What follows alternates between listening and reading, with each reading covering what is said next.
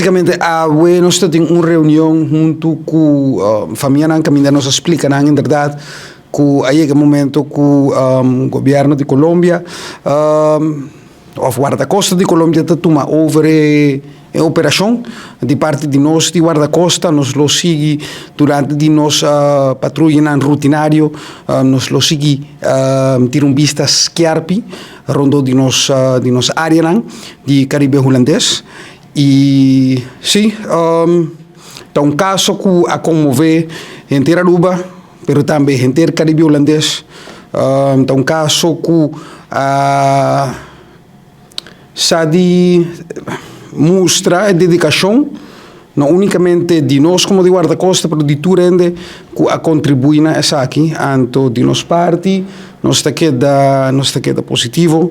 Então, espera que nós portem notícia positiva e agora aqui maneira primeiro-ministro e me acaba de explicar agora e nós se dune oficialmente na guarda-costa de Colômbia.